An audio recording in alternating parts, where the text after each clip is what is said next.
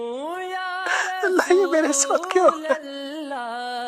اس دنیا میں سب سے بہترین شخص وہی ہے جس کو اس بات کی سمجھ آ جائے کہ میرا اللہ اس کائنات کی ہر چیز پر قادر ہے، میرا اللہ غفور الرحیم ہے۔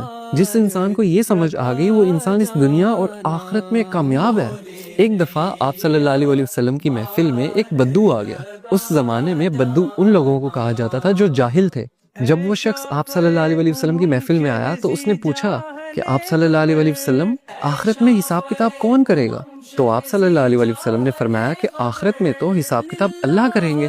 تو اس بدو نے دوبارہ پوچھا کہ اللہ کریں گے حساب کتاب؟ آپ صلی اللہ علیہ وسلم نے فرمایا ہاں اللہ کریں گے۔ یہ بات سن کر وہ بدو مسکرایا اور کہنے لگا کہ آپ صلی اللہ علیہ وسلم مجھے اجازت دے، اور وہ وہاں سے اٹھ کے چلا گیا۔ اب کچھ صحابہ جو اس محفل میں بیٹھے ہوئے تھے ان کو اس بات کی سمجھ نہیں آئی۔ وہ اٹھے اور انہوں نے اس بدو کا پیچھا کیا اور اس سے جا کے پوچھا تم آپ صلی اللہ علیہ وسلم کی محفل میں آئے ہو، تم نے سوال کیا ہے کہ آخرت میں حساب کتاب کون کرے گا؟ آپ صلی اللہ علیہ وسلم نے تمہیں جواب دیا کہ اللہ کریں گے، تم مسکرا کے اٹھ کے کیوں آ گئے ہو؟ تو اس بدو نے مسکراہٹ سے کہا کہ اگر اللہ تعالیٰ نے آخرت میں حساب کتاب کرنا ہے تو اللہ تعالیٰ تو بڑا غفور الرحیم ہے، وہ تو مجھ سے میری ماں سے زیادہ پیار کرتا ہے۔ کیا میری ماں مجھے جہنم کی آگ میں جلا سکتی ہے؟ جب میری ماں نہیں جلا سکتی تو وہ رحیم و کریم میرا مالک میرا اللہ مجھے کیسے جہنم کی آگ میں پھینک سکتا ہے؟